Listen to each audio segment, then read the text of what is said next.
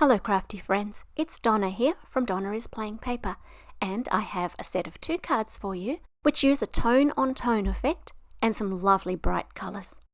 These cards are quite quick and easy to make and don't require any colouring. Let's get started, shall we? I'm using some Paper Rose card bases and also their matching card fronts so that I don't have to worry about cutting things to size. I'm going to start with 3 of the card fronts and ink them all up in the same way.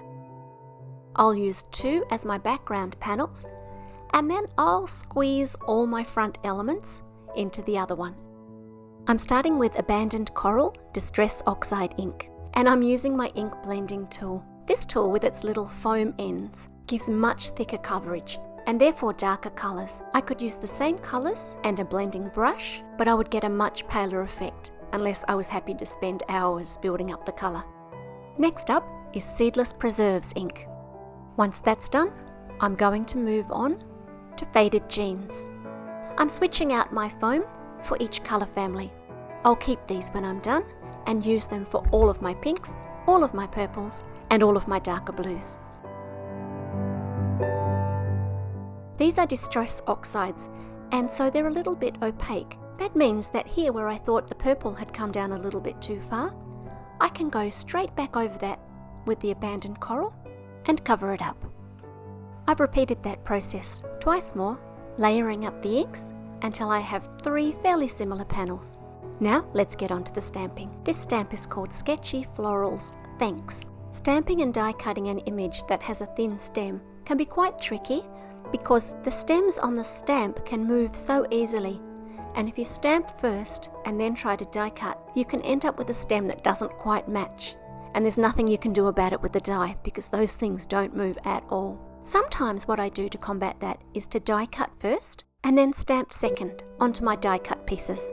This time around I'm doing something a little bit different, and that is I'm laying out all my dies onto my panel and then I'm adding the stamps on top, making sure that all of the small bendy bits are at the right angle for the dies. Once I have all of those in position, I can close the lid of my stamping tool, which will pick up the stamps. Then I can remove my dies and get on with the stamping.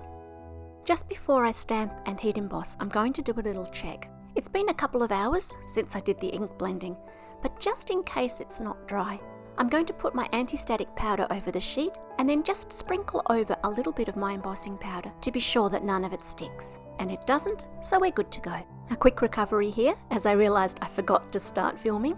I've used Versamark ink and stamped those images up. Versamark is clear and sticky, and so it's going to stay wet for long enough for my embossing powder to stick to it all. I'm choosing a gold embossing powder from Wow today, but this would look lovely with white or silver or even black. Once my heat tool is nice and hot, then I'm going to bring it to the embossing powder, and let's all just take a moment to enjoy it melting.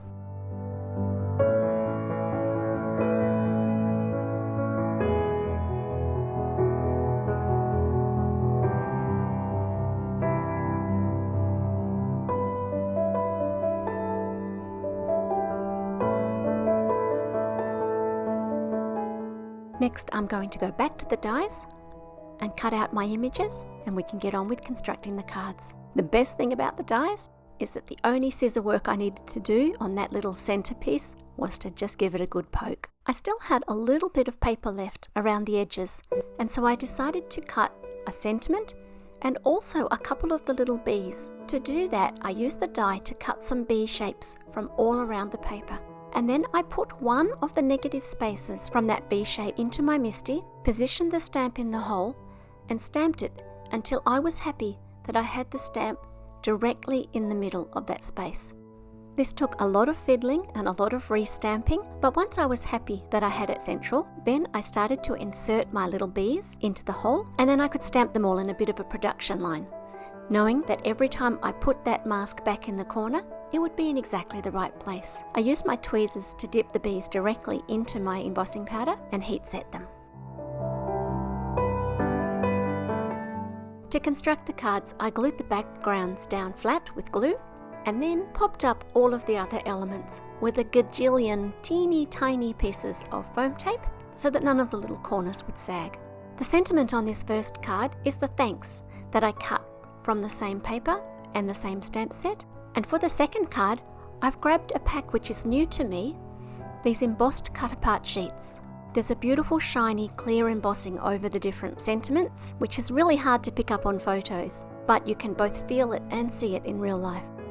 I'll leave you with some close-up photos of the cards. I hope that you're having a fabulous day, and I look forward to sharing some more cards with you soon. Bye for now.